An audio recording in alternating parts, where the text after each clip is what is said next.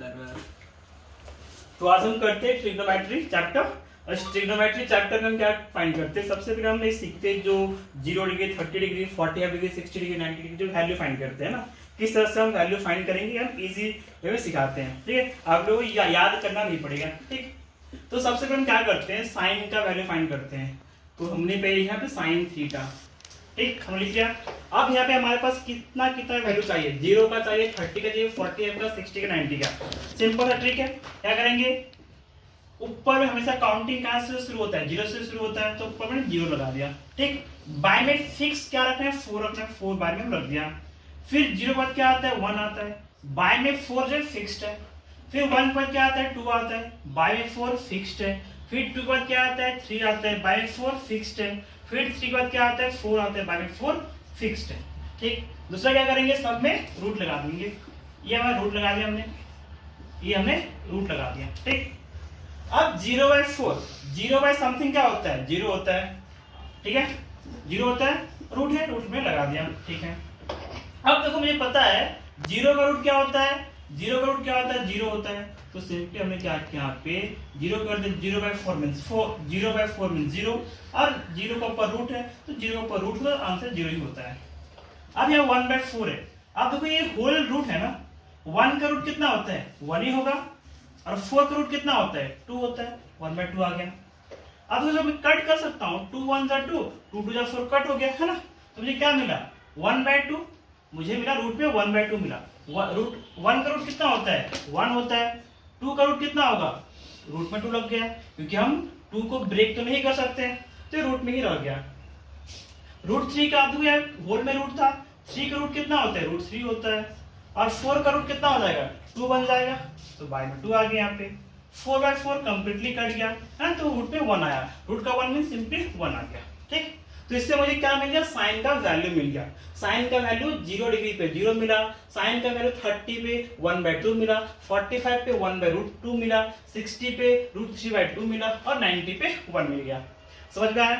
First मैंने क्या किया, सबसे पहले मैंने क्या किया, सब में रूट लगा दिया, और काउंटिंग 0 से शुरू होता है, तो न्यूमरेटर पार्ट में क्या किया, पहले 0 से काउंट करना शुरू किया। 0 1 2 3 4 लगा दिया, और बाय 4 फिक्स्ड कर दिया मैंने। ठीक, 0/4 0 होता है, 0 का रूट 0 ही होता है।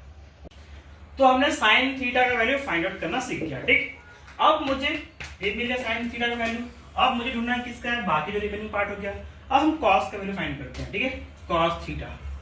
आप लोगों ने देखा कि जिस कैसे मैं साइन थीटा का वैल्यू फाइंड किया। ठीक, अब कॉस थीटा का क्या करेंगे, जो वैल्यू साइन का हमने फाइंड आउट किया है उसका रिवर्स वे वैल्यू को पुट करते जाएंगे। ठीक है, 1 यहाँ पे 90 मुझे कितना मिला, 1 मिला, तो cos 0 में कितना है, 1 होगा। सिंपल क्या करना है, जो साइन में जो वैल्यू मिल रखा है उसको रिवर्स करते हुए लिखते जाना है। ठीक, तो 1 यहाँ आ गया, फिर क्या है, √3/2, √3/2 लिख दिया मैंने। फिर क्या है, 1/√2 ही है, फिर 1/2 है, 1/2 लिख दिया, फिर क्या है, 0 है, 0 लिख दिया। ठीक, ये पार्ट मुझे मिल गया कॉस के लिए। क्या क्या मैंने साइन का जो वैल्यू फाइंड किया उसी का ही रिवर्स कर दिया, तो मुझे कॉस थीटा मिल गया।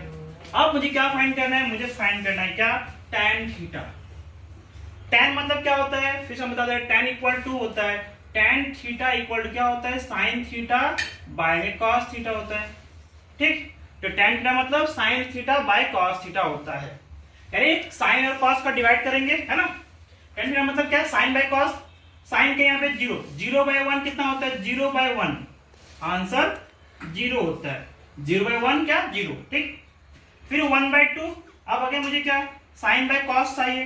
देखो बाय का पार्ट कट, 2 2 कट हो गया, तो मुझे क्या मिला, 1 बाय में √3, 1 बाय में √3 मुझे मिल गया। ठीक, फिर मुझे नेक्स्ट क्या चाहिए, अगर देखो √2 कट गया, तो 1/1 1 होता है। फिर क्या देखो 2 2 कट गया, क्या मुझे मिला, √3/1 मिल गया, सिंपली √3/1 लिख लिया मैंने। फिर 1/0, 1/0 क्या होता है, बाय का पार्ट 0 होता है, सो नॉट डिफाइन होता है ये नॉट डिफाइन हो गया।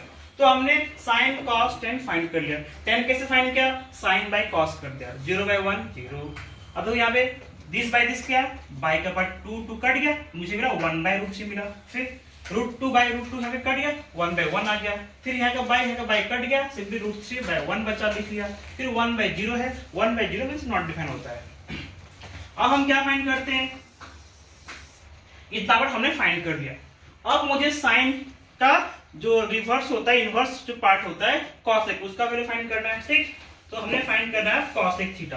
क्या करेंगे, मैंने क्या बोला, साइन और कॉसेक क्या होता है, एक दूसरे का इनवर्स होता है ना। तो जो साइन का वैल्यू मिल रहा था उसका रेसिप्रोकल करेंगे, कॉसेक मिल जाएगा। ठीक, और हमेशा याद रखना जीरो का रेसिप्रोकल क्या होता है, नॉट डिफाइन होता है, क्योंकि जीरो कब आता है, जब 0/1 हो तब आंसर 0 होता है। अगर इस 0/1 को मैं रेसिप्रोकल कर दूं 1/0 आ गया, अगर बाय में 0 आ गया मींस नॉट डिफाइन होता है। ठीक, तो यहां से क्या मिला, कॉसेक का वैल्यू मतलब साइन का इनवर्स करना है। ठीक, तो 0 का इनवर्स नॉट डिफाइंड। ठीक है, नॉट डिफाइन हो गया। 1/2 का इनवर्स क्या हो जाएगा, 2/1 हो गया, यहाँ पे 2/1। 1/√2 का इनवर्स क्या हो जाएगा हमारा, √2/1 हो जाएगा। फिर √3/2 का इनवर्स कितना हो जाएगा, 2/√3 हो जाएगा।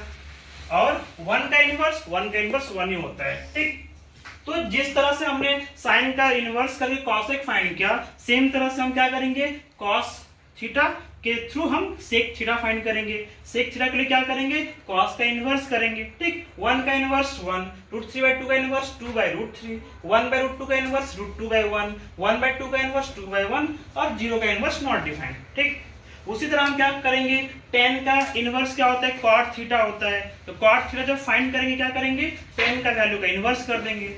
0 का इनवर्स नॉट डिफाइंड, 1/√3 का इनवर्स √3 हो जाएगा, 1 का इनवर्स 1 ही हो जाएगा, √3/1 का इनवर्स 1/√3 और नॉट डिफाइंड का इनवर्स क्या हो जाएगा, 0 हो जाएगा। ठीक है, ये नॉट डिफाइंड कब आता है, जब बाय में 0 हो। जब इसको उल्टा करेंगे तो 0/1 मींस 0 हो जाएगा। ठीक है, तो इतना सा वीडियो रहा हमारा।